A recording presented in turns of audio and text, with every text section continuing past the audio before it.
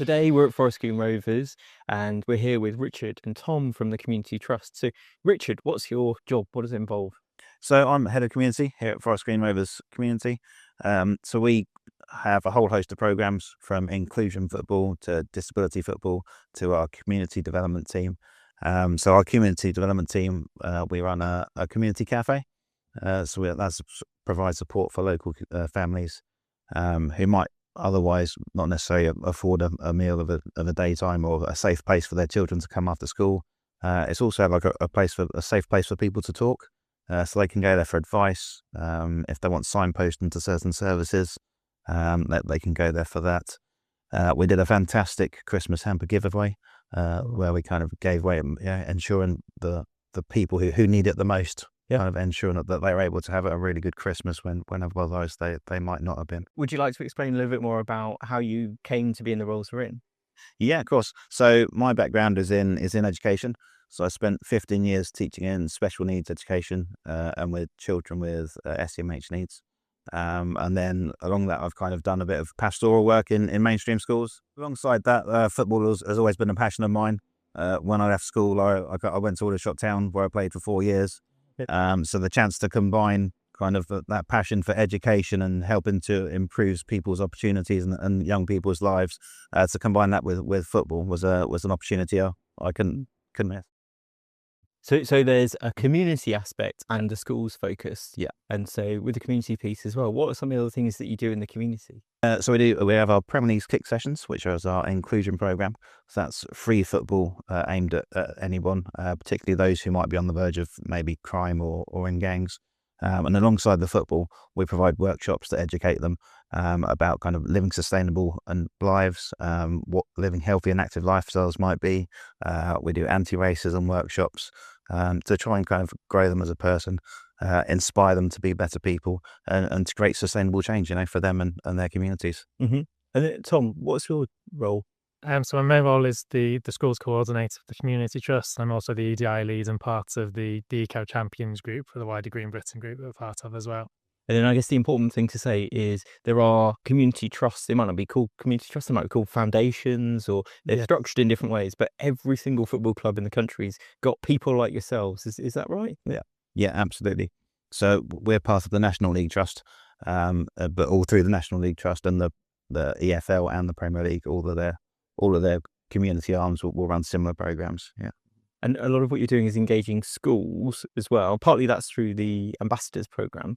Yes, so we've got an ambassadors program. So we've got 109 ambassadors in both local schools and schools a bit further afield. So we've got 2 ambassadors over in Germany this year as well. So it's quite widespread, but the majority in Gloucestershire. So they talk about what we do as a community trust in their schools as well. So it's our way of getting into the schools and talking more with them and finding out how we can best support.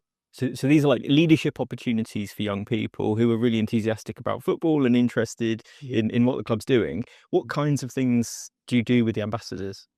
So we do match day roles. So every Saturday we have match day roles available for ambassadors. So they do things like reading the team sheet out to the stadium before the match, helping our Green Devil mascot around the stadium so he doesn't bump his head or fall down the stairs, as well as helping out in lots of other ways like welcoming the fans to the stadium, and welcoming hospitality guests and things like that as well.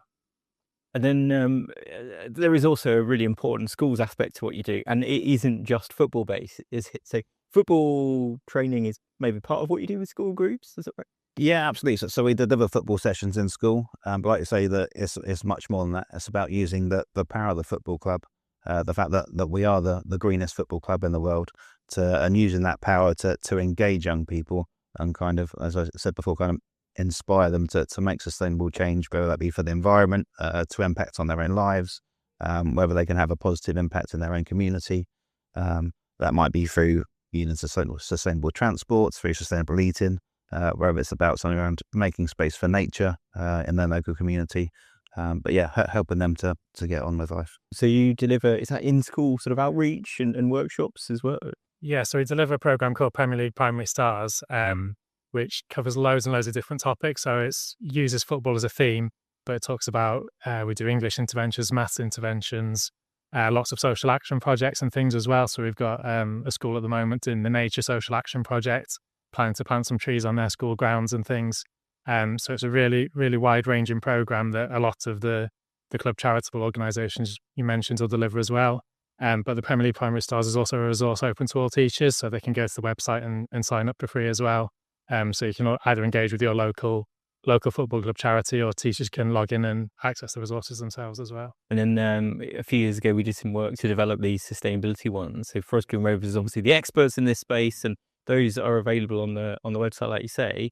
And I guess, Forest Green Rovers and the Community Trust is sort of leading the way in how to engage the community and the schools with sustainability kind of through this sport. But what we're also saying then is if teachers across the country wanted to get interested and involved, the other clubs would still be able to do some of that sustainability piece, or they'd be able. Yes. Do clubs sort of have their own specialisms or interests, or how does that work? I think most of them probably maybe have more of a focus on PE and the physical aspect of it, whereas we've obviously got the unique selling point of being the greenest football club in the world. So it's something that we really drive. But that is also part of the targets that all the other football clubs have to hit and work on the sustainability and the English and math interventions as well. So all of the football clubs will broadly cover everything, but some might focus more on other things if they've got a particular speciality like we do. So if teachers were interested in finding out more, what's the best way for them to? So if they go to the Premier League Primary Stars website, which I believe is plprimarystars.com, and they can log in and create a teacher account to access all of the resources, including the sustainability resources that we help develop as well. But they can also access PE support, English and maths and things as well. So it's a really, really good resort. And also on a club basis as well, they can get directly in touch with the club? Yeah, they could email community@fgr.co.uk, and we can talk. We do school trips to the stadium and things as well. Well, yeah, that was the other one I wanted to talk about. Yeah. You've actually had some secondary schools come from further afield who are really interested in finding out more. Yeah, we've had lots of local schools come, lots of schools come from further afield. There's loads of different things we can do at the stadium. So we do eco tours, which focus on energy transport, food, and making space for nature, which we've got really good case studies here with the solar panels and wind power and recycling the water. So there's loads of different things in the vegan menu as well. And there's also, we do a Making Matchday food session where schools can come and work with our head chef to cook a really healthy vegan meal as well, and learn how that side of the sustainability as well. So there's loads of different things we do at the stadium. Cool. Is there anything else you wanted to mention? So our community cook-alongs, we provide a space for local families to come, and I think family cooking is something that's really kind of lacking in society at the moment. That activity is cooking together. So we use one pot dishes to save on washing up, so we're saving water.